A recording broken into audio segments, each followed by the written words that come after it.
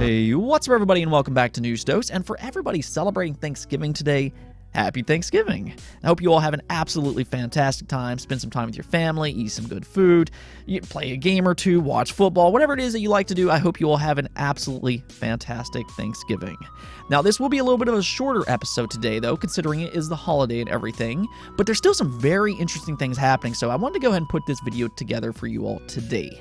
Now, the first thing that we're going to talk about, though, is the Activision Blizzard Microsoft acquisition. I know we've talked a lot about this buyout here recently, but big news did seemingly leak out online last night, and there is now a question of whether or not Microsoft is in trouble. Yeah, now we've heard from a lot of different regulatory bodies up to this point. We've heard from Brazil, we've heard from the EU, we've also heard from the CMA. I mean, they've had a lot to say up to this point, but the FTC over in the United States, they've been a little bit more quiet, but it sounds like they're about ready to break their silence, and it does possibly sound like that there's some potential that the FTC might try and block it. Yeah, that's kind of the news on the streets right now, and things could get real ugly real fast if that really is the case, but there might actually be a little bit more to this story than just that, so we're going to dive into that today, as well as Pokemon Scarlet and Violet, as it broke at an extremely impressive record. I mean, we're talking about WoW here, so we'll go over that as well. As always, though, before we get started, do hit those buttons below, like, subscribe, and, of course, ring that bell. The holidays and bells do go good together. Just kind of throwing that out there. But other than that, let's just go and jump right into things, starting off with this big Activision Blizzard story. So what's happening here is that Politico posted an article last night titled, "Feds Likely to Challenge Microsoft's $69 billion Activision Takeover." Now, right away, this article has drawn in a lot of attention. I mean, you know, that's a big story and everything. But this article actually does kind of contradict the title a little bit, so you can kind of also make a debate that the title itself is a little clickbaity. And okay, that's fair and all. But with that said, though, there are some interesting things that was brought up here that could actually tell us what's about ready to happen. So if you take a look over here, this is what they had to say. The Federal Trade Commission is likely to file an antitrust lawsuit to block Microsoft's $69 billion takeover of video game giant Activision Blizzard, makers of hit games Call of Duty and Candy Crush, according to 3 people with knowledge of the matter. Now that there does lean into the title, but they did also say this a little later on. A lawsuit challenging the deal is not guaranteed, and the FTC's 4 commissioners have yet to vote out a complaint or meet with lawyers for the companies, 2 of the people said. However, the FTC staff reviewing the deal are skeptical of the company's arguments, those people said.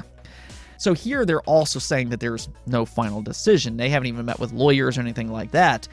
And with that in mind, there might actually be a reason all of this has leaked out the way it has. So this was pointed out by Hogue Law, which actually has a legal background, so he knows how this type of stuff works. I do recommend checking his YouTube channel out, by the way. I'll leave that in the description below. He does a phenomenal job, and he talks a lot about this type of stuff. So if you ever have any questions, definitely go check his videos out. But he did point out that preparing a complaint like this is actually a normal part of the process in looking for a consent decree. In other words, basically, the FTC is preparing a complaint here. But Microsoft can still come in and say, hey, how can we make this happen without going to court? And then the FTC will respond with what they want. Now, they'll do all this behind closed doors and everything, but this leak could actually be leaning into that consent conversation. And that's also why nobody should necessarily look at this article as a 100% guarantee one way or the other. There might be some other things at play here. Now, I think most of us already, though, did kind of expect consents just based on how some of the conversations worldwide have gone so far. But at the same time, though, if the FTC truly is looking for consents like is suggested here, I've said this before, but it really just all kind of depends on what they actually request. See, I think that if this is just a Call of Duty problem, where the FTC wants in writing that it'll stay on PlayStation for the long term, Microsoft, I don't think that they're going to have any problem with that whatsoever. They've already offered PlayStation a 10-year contract. They'll have no issue whatsoever with something like that. However, if the FTC tries to push too much, let's say they try to keep Call of Duty off of Xbox Game Pass, that there is where I think things could start to get ugly. There will be limits on what Microsoft is willing to agree to, and if the FTC oversteps too much, that's where things can start to get ugly. The thing about that, though, is that I don't think that that would be in the best interest for the FTC. See, I personally believe for a very long time that the FTC, they do not have a good case at all that can legally stand up in court, based on some of the things that we've heard from other regulators. There's a ton of holes in the arguments that's been made by the CMA. Us gamers know that. There's a ton of holes in the arguments made by the EU. And I'm assuming that the FTC's concerns will be very similar. So I don't think their arguments would hold up in court at all. And according to an industry analyst, Michael Pachter, he believes much the same as he said this. US FTC likely to be crushed in court, which is why they won't sue. This gets resolved by Microsoft agreeing to a list of demands to maintain the status quo. FTC drops its objections. So that's kind of going in the lines of what Hogue Law said as well. There's just going to kind of be a list of demands here, and that Microsoft, they're just going to kind of agree to some different things, and, FTC, they'll drop their objections, as he states here. And the thing about all of that is that Activision is already suggesting that they will fight in court if necessary. This was posted up by Activision's COO, where she said, "We're committed to continuing to work cooperatively with regulators around the globe to allow the transaction to proceed, but won't hesitate to fight to defend the transaction if that's needed." So they are absolutely willing to fight this in court if necessary. And while that might hurt Microsoft and Activision in the sense that it would delay the buyout, again, I think that they have a lot of confidence that they would ultimately win in court, as they do have a good case. And I think the FTC kind of knows that as well. That is why it's believed that all of this is for a consent decree and nothing more. I don't think anybody wants to go to court here. The FTC right now, they're trying to make a big splash, and they're trying to stomp down on these big tech mergers. That's been well known for quite a while. But ultimately, there's still rules that they have to follow, and they understand that. So currently, I think it's really in everybody's best interest to just work together, hash things out, and give each other a win. Microsoft wants the deal done quicker, so they don't want to go to court. They'll give some minor consents, and that will be a win for them. The FTC can show that they got consent, which shows that they tried to battle the big guys here, and that there is their win.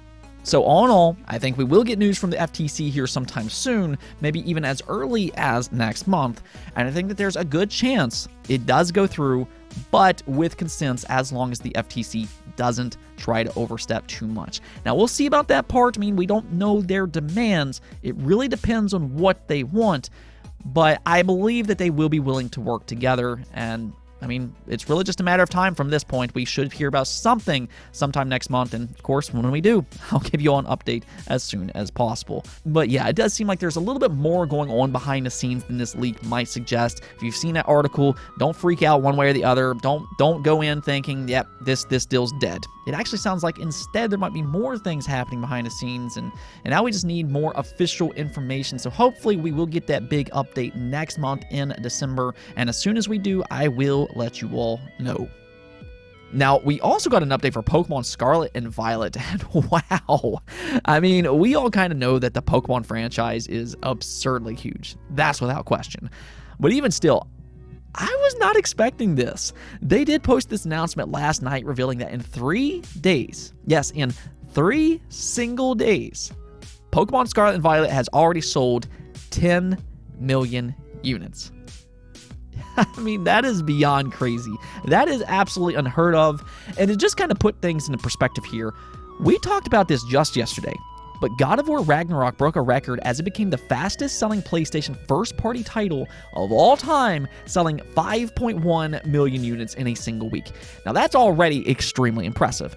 But as we're seeing here, Pokemon Scarlet and Violet essentially doubled PlayStation's fastest-selling game ever made in also less than half the time, as this is just 3 days compared to a full week. Yeah, like I said, this is beyond crazy. With all that said, though, Scarlet and Violet broke several records here. It's now not only the biggest Pokemon launch ever, it's also the biggest Switch launch ever, it's the biggest Nintendo launch ever, and it's also the biggest console-exclusive launch ever. That's actually one of the reasons that all of this is so impressive, though. It's doing all of this on a single platform. This is not a multi-platform game. It is on one single platform and still managed to sell 10 million units in 3 days. Why is this particular game pushing such major numbers, though? I mean, yes, Pokemon's massive and everything, but none of the previous Pokemon games managed to do this. So why Scarlet and Violet in particular? And really, I think that there's actually a very simple answer here.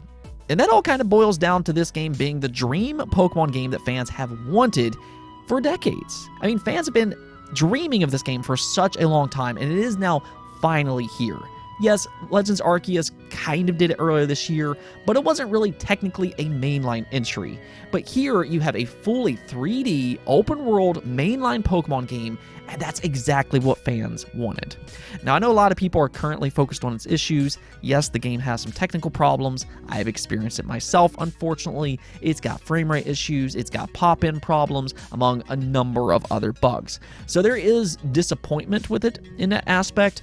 But at the same time, there is that overwhelming opinion that Scarlet and Violet, outside of its technical problems, it's a ton of fun. I mean, this is a very, very good game, and there's even a debate that it's among the best entries for the franchise ever made.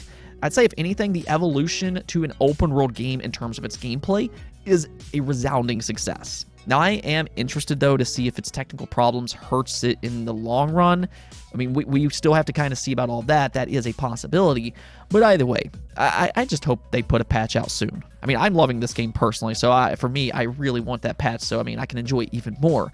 But I know some people worry that they won't put out a patch, especially considering it sells this good regardless.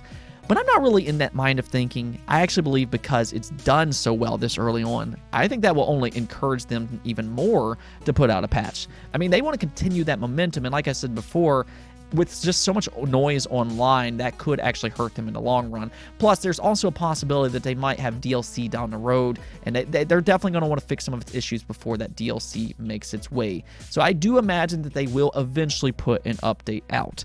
To me, it's more of when will they get this patch out. I did look at their history, and it seems like they usually get their first patch out like a month after release, so I'm hoping we see something in the second half of December.